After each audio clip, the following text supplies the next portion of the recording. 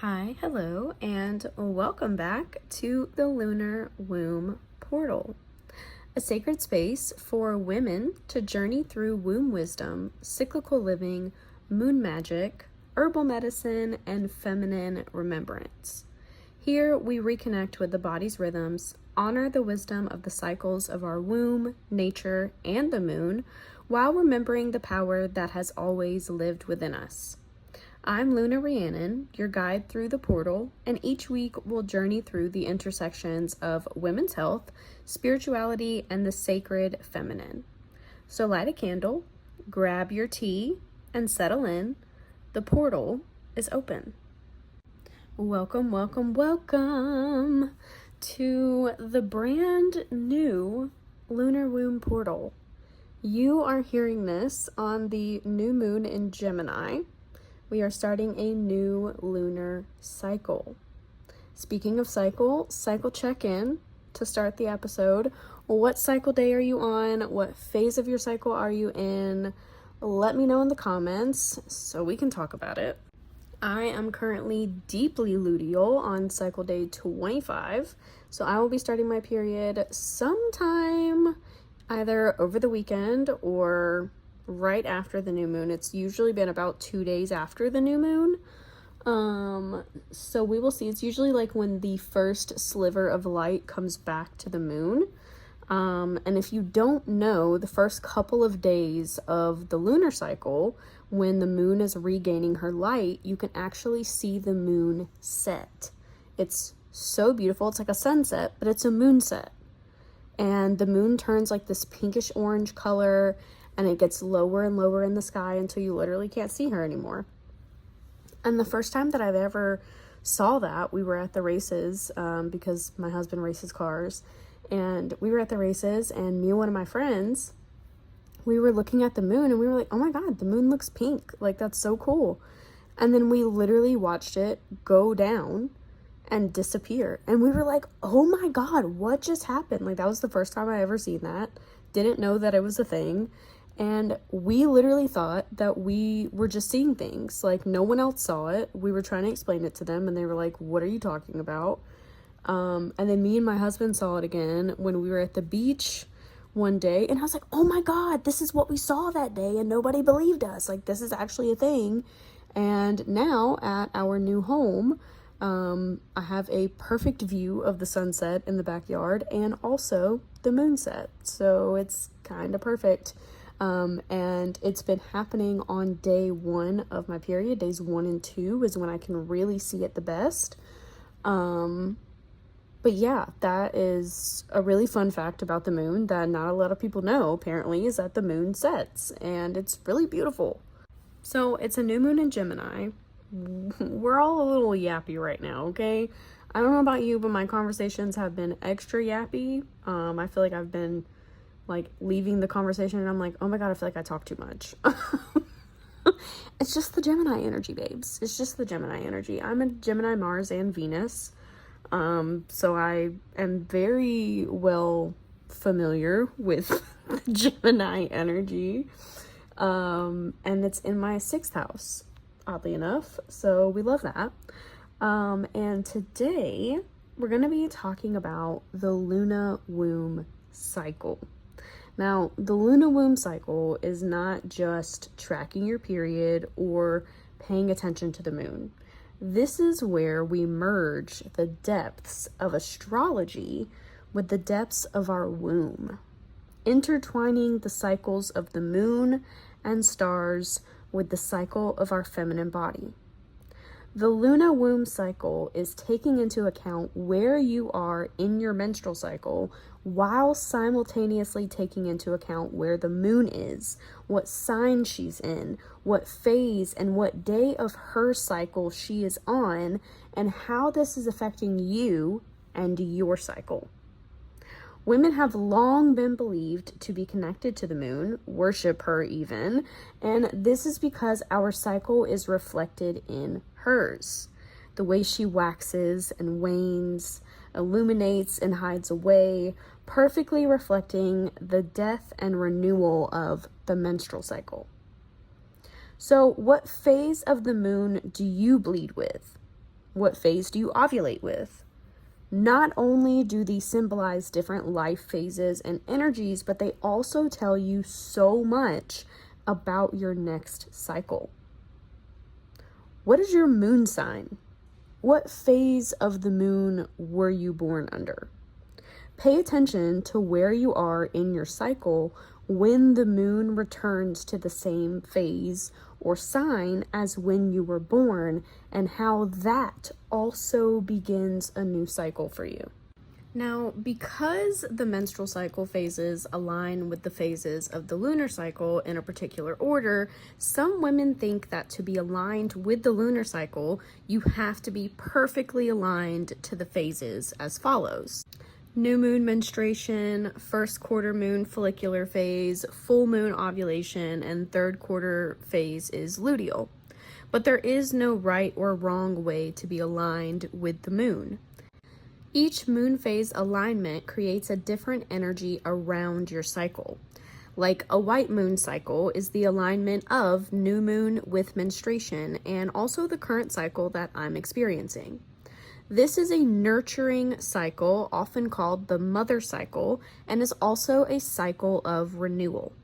This is the cycle where conceiving a child is most likely to happen, and the one where fertility is said to be the highest because ovulation is perfectly aligned with the full moon, where statistics show the highest rate of babies are born. This is a cycle of nurturing, creating, birthing, whether that be an actual child or a project of some kind, and really taps into the Empress energy of the tarot. The sign that this cycle aligns with can tell you a lot about what your focus will be according to the house that sign falls in your birth chart. For example, I will be starting my period with the new moon in Gemini, or just about 2 days later with the moon in Cancer. I have Gemini in my 6th house of daily routines, health, wellness, and work, and Cancer in my 7th house of relationships. So this cycle will be a renewal of creating new routines or relationships depending on which sign I start my period with. Next is the pink moon cycle, or when your period aligns with the first quarter moon. Something that I want to point out is that technically each moon phase has about 3 days on either side where it is in the energy of that phase, or you can use the duration of the sign you start with as the energetic field of renewal, because the moon changes signs every 2.5 days, so it's right about the same. This just gives you a better understanding of the alignment because it takes 7 days for the moon to reach the next phase. So the pink moon cycle is a cycle of transition. This cycle usually occurs when you are entering or are in a transition phase of your life, whether that be energetically, mentally, physically, or emotionally. When your cycle aligns with this phase, you can expect things to begin to change throughout the duration of your cycle and the lunar cycle. Pay attention to what you are feeling called to stop or leave behind, and what you are being called to move toward or begin. This cycle is a cycle of momentum and things picking up pace in your life, and you taking action on the dreams that you dreamt up in your previous cycle, and also gives the energy of the Knight of Wands in the tarot. Depending on which sign you start with and where that sign is in your chart will depend on what area of life you will see the forward motion of momentum starting to pick up, and the transition between what you are leaving behind and who you are ready to become. Now, one of my favorite cycles to align with, and the cycle that I was aligned with for years, is the red moon cycle, or the full moon bleed. Oh, how I adore her. I experienced this cycle particularly with the Scorpio full moon lunar eclipse in 2023, and let me tell you, that was an experience all its own. I am a Scorpio midheaven, and that was the full moon that truly activated my calling in a new way. Full moon periods are said to be the cycle of the priestess, healer, and goddess, and this cycle offers a depth of womb wisdom that is meant to be shared. I mean, think about it. You are quite literally in the depths of your womb at the peak of the lunar cycle, which is the most social time of the lunar cycle. And this cycle is associated with the high priestess in the tarot.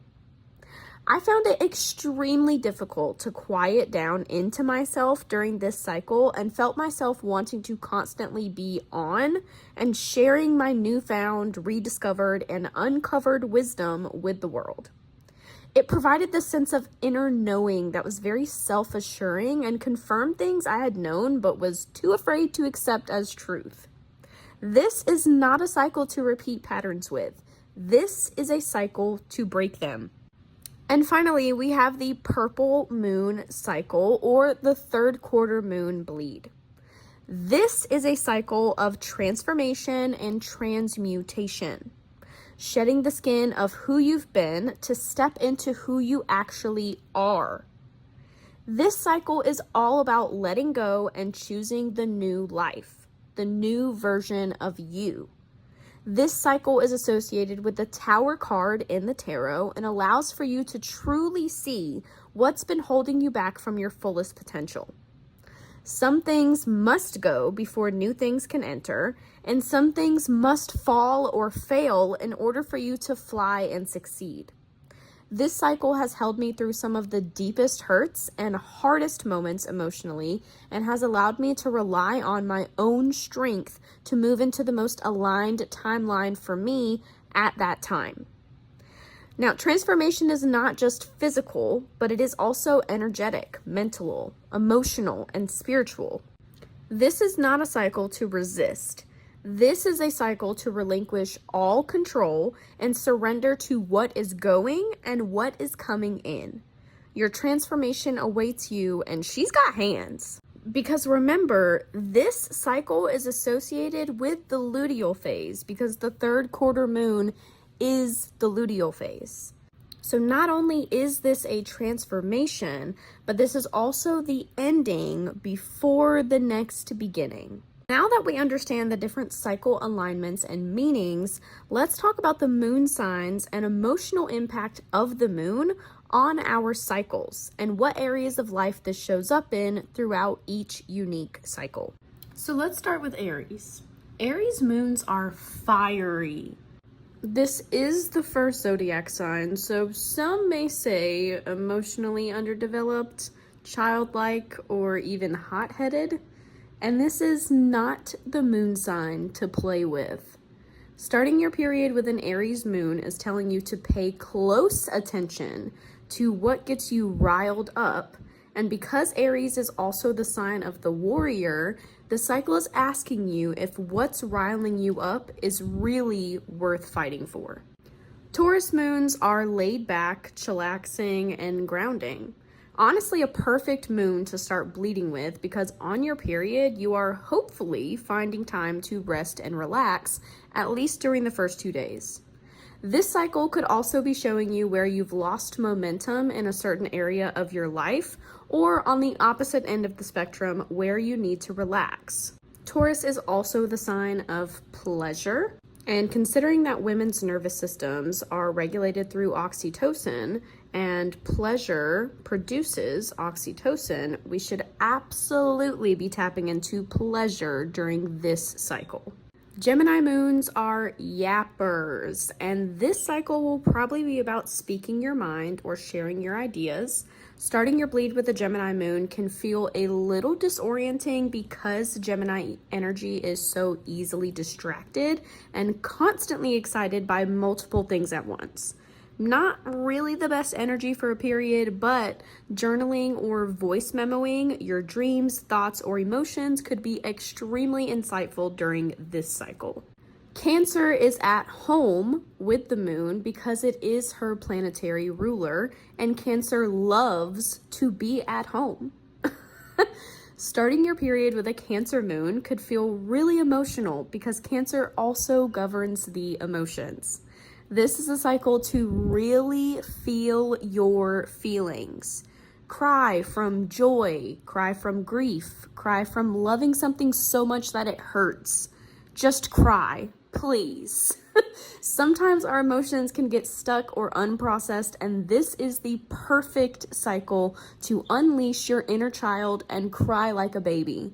There is nothing like post-cry clarity. Leo moons are expressive, creative, and a little full of themselves, which in my opinion is amazing for starting your period since your focus should be on you. Some women find that starting their period actually relieves so much tension and frustration and often report feeling lighter and creative. Definitely not every woman's experience by any means, but bleeding with a Leo moon could begin a cycle of creativity, expression, maybe through art, love, and could even provide a nice confidence boost. Virgo moons are a little more serious, vague, and critical. So it can be a little harsh for some women to start bleeding with a Virgo moon, especially if your inner critic was extra loud in your luteal phase the previous cycle.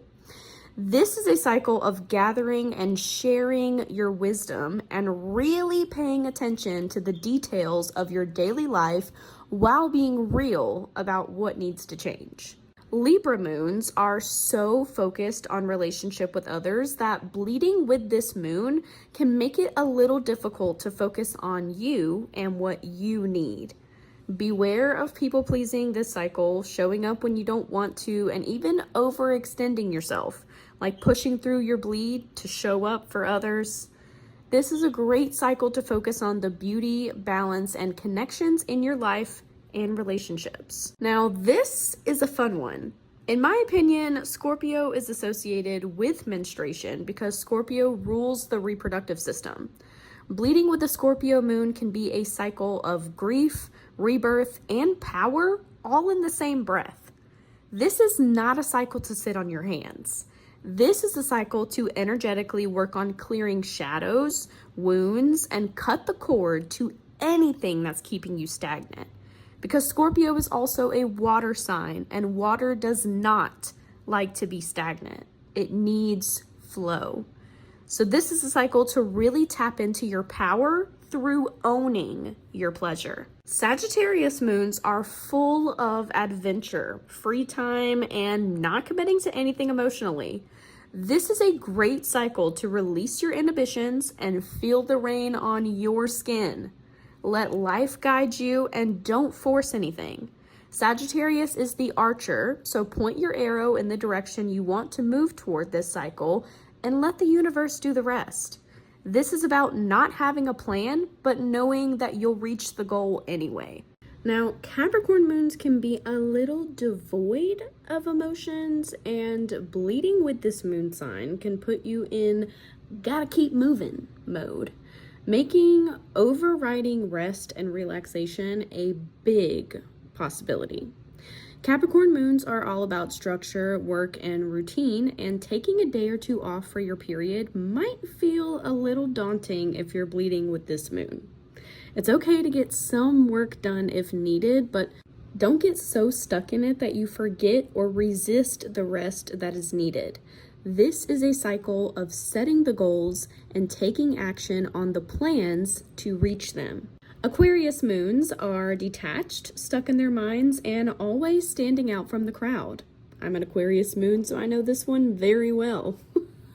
Pluto is also currently in Aquarius, so Aquarius moons have been a little emotionally charged recently. I don't know if anyone else has noticed that or if any other Aquarius moons have kind of caught on to that, but Pluto is on our moon right now, guys, if you have an Aquarius moon. So every time the moon is in Aquarius, we are experiencing our lunar return, and this is also being experienced with Pluto on that energy. So I don't know about you, but every time the moon has been in Aquarius since Pluto moved into Aquarius, I feel like it's been very emotionally intense. Okay, if you're bleeding with this moon sign, be prepared to get weird in a good way, of course. This is a cycle of stepping more into your own authenticity and moving from a place of what you want, even if it's going to get some sideways looks from people. Say the weird thing. Bleeding with this moon is a walk down the path of least resistance and finding yourself in the process.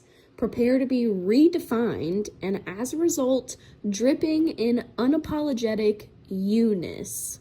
If you're bleeding with a Pisces moon, it's time to tap into your intuition, your psychic powers, and really feel the depths of your emotions, all while truly releasing what you know can no longer follow you into the next phase of your journey. This is a cycle of completion, but be careful because this could also be a cycle of disillusionment. Pay attention to your dreams and write them down, especially during the first 3 days of your bleed. This is always a good practice because the veil is thinner while you're bleeding, but especially during a Pisces moon bleed. This is where clarity will prevail or escapism will trip you up. So stay on your toes and watch yourself. You might just be amazed by how accurate and precise your intuition really is. The lunar womb cycle is not just tracking your period with the moon, it's about paying attention to how you feel when the moon changes signs throughout each phase of your cycle and noticing where you are in your cycle and how this pattern is showing up for you. Taking into account your birth chart, your cycle, and the lunar cycle, phase, and sign. How does the wax differ from the wane? How do you feel when you start bleeding versus when you're ovulating? Is the moon in the opposite sign in ovulation from when you were bleeding? And how does that feel in your body? What are your energy levels and how are you showing up for yourself on a daily basis? Track this for 3 cycles and see if you can recognize a pattern between your cycle and the moon. Go outside every night and look at the moon for 5 minutes, no matter what phase she's in. Are you regaining your light with her, or are you waning as she is waxing? I'm so curious to know where you are in your cycle in comparison to the moon, and if you've noticed how this has affected you. Thank you so much for stepping through the Lunar Womb Portal with me today. If this episode resonated with you, share it with a sister, leave a review, or tag me online so we can continue growing this community of cyclical, conscious women that the earth needs now. The portal is always open for us when we drop into our wombs and connect with our hearts. Until next time, honor your rhythms, trust your body, and stay connected to the wisdom within. We'll talk soon.